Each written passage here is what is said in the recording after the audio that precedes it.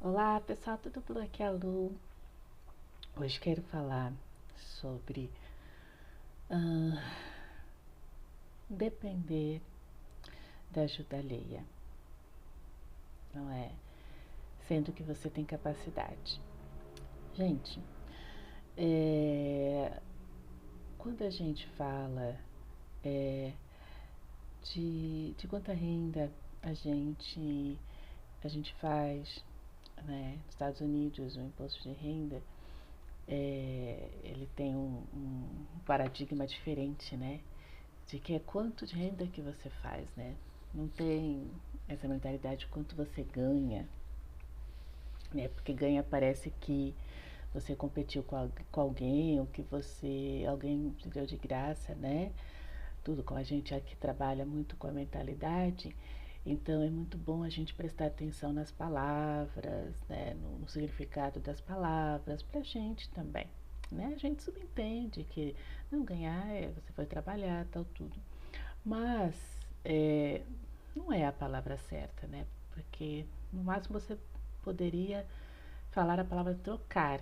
Trocar o seu tempo, trocar as suas experiências, trocar sua força de trabalho, né? Quando eu ensino, ó, lá no canal Propagas, tem umas aulas minhas completas, tá? De organização financeira, planilha, né? A planilha inteligente, você às vezes você não quiser fazer uma planilha no seu computador, você pode pelo menos ter a ideia de como você se organizar, né? Tal, só uma forma mais didática, mais visível para você saber como organizar suas finanças, né? Não deixando nenhum setor, né? Sem um investimento para você poder usufruir, tá?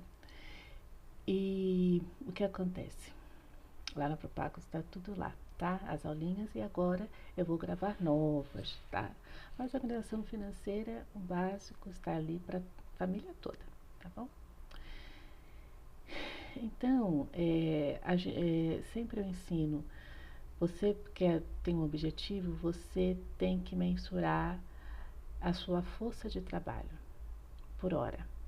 Quanto você vai se esforçar, quanto você vai se dedicar, quanto você vai investir do seu tempo, lembrando, o bem mais escasso é a vida, é o tempo de vida, tá?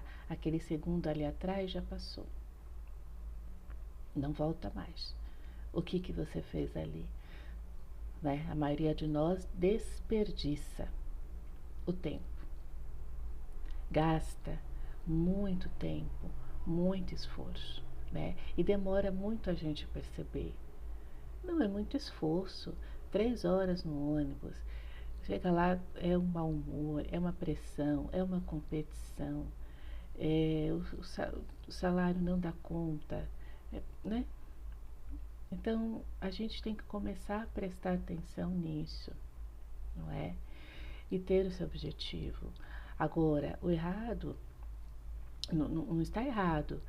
Ai, você se dedicar, você trabalhar como se fosse o dono ali do CNPJ alheio, poxa, querer sucesso, querer lucro da empresa, porque também você pode ser beneficiado, se você está satisfeito com o trabalho que você está fazendo, se há um ambiente respeitoso, um ambiente de trabalho, você vai ter os seus reveses, mas é um ambiente que mantém a sua saúde mental, que dá para você se manter mentalmente saudável, né?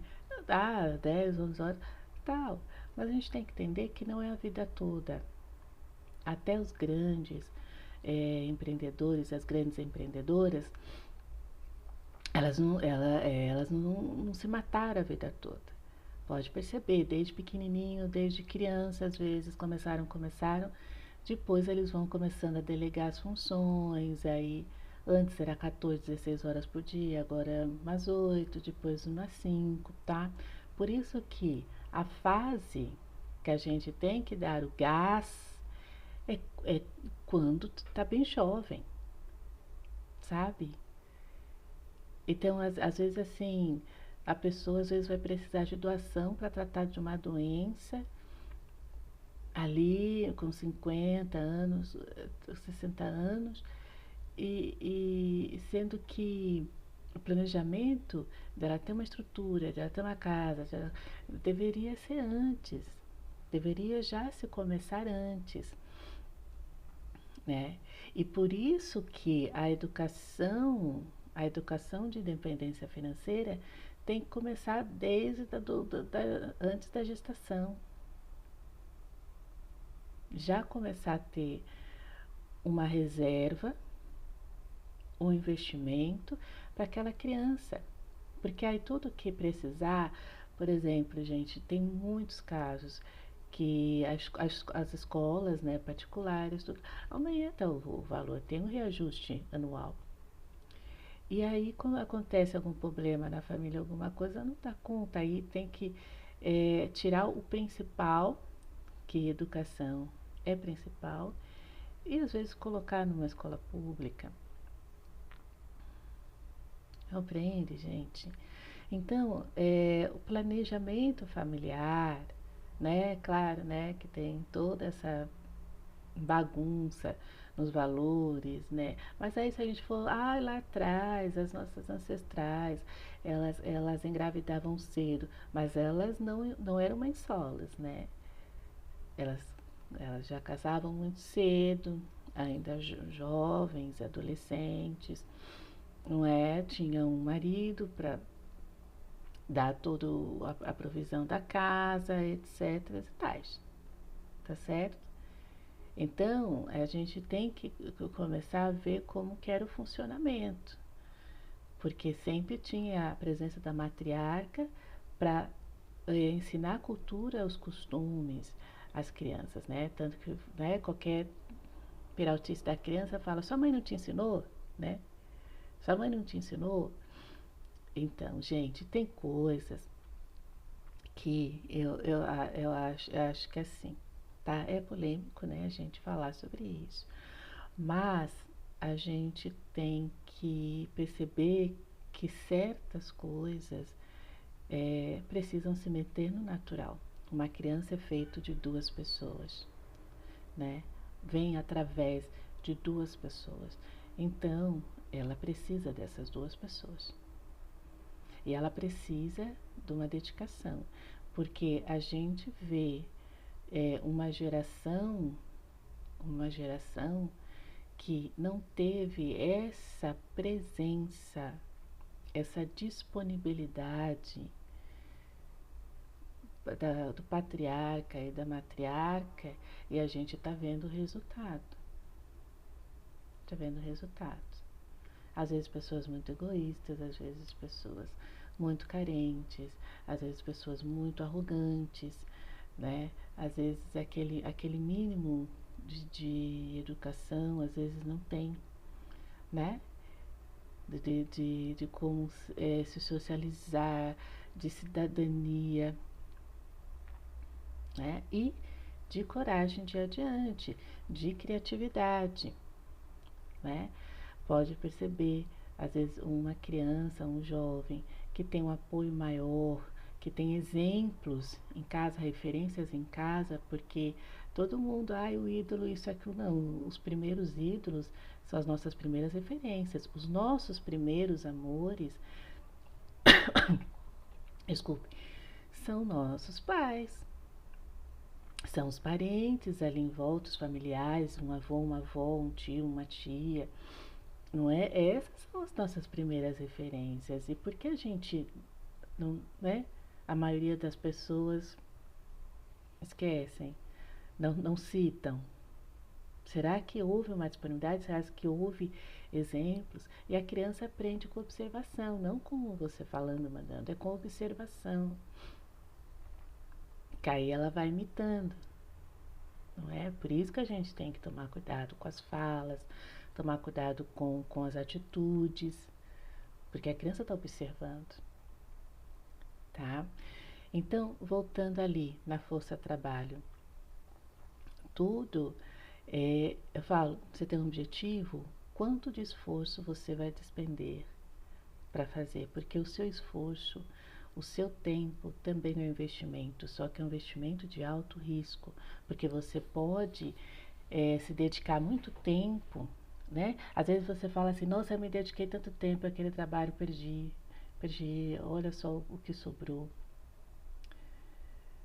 Oh, gente, vocês podem perceber como é muito interessante como o sistema funciona. Se você pede demissão, você não tem direito a nada, quase. Agora, se você é demitido, nossa, é 40% do FGTS, é seguro-desemprego. Vocês podem perceber. Quando você pede demissão, seu FGTS, além de não render nada, né, ele fica travado. Você pode sacar quando você morrer. Você acredita? Vê lá, gente. Pessoal, vocês precisam começar a enxergar a realidade do sistema financeiro. Para você perceber que, gente, não é justo. Desconta diretamente da sua conta, se você pedir demissão, só se você comprar uma casa, se você fazer um empréstimo com garantia do FGTS, se você morrer, se você tiver com uma doença terminal, se você for acometido por uma catástrofe, uma calamidade pública, se você. E aí a única opção é você não trabalhar em regime de FGTS por 3 anos. Aí você consegue restituir, né, o valor ali daquela, né, ou né, passa 3 anos daquela empresa antiga, se você entrou em outra tal, tudo. Para você ver como é que é. Que o foco não é empreendedorismo, não é autonomia, não é autonomia. É você ter o emprego, porque o emprego gera taxas, impostos e etc. para o Estado. Fora, né? Pega ali a sua nota fiscal, um pão de queijo, para você ver quanto de. Você paga 3 impostos. As pessoas não prestam atenção na nota fiscal. Não prestam. Lembra de colocar o CPF, mas não reparam na nota fiscal. Não reparam na nota fiscal. E lá tem o imposto municipal, o do, do governo, do estado e o federal. Tá tudo lá descrito essa nota fiscal. Aí você vai ver que, nossa, metade quase do valor daquele pão de queijo eu só paguei imposto e comi vento. Não é? Vamos para a parte 2. Até daqui a pouco.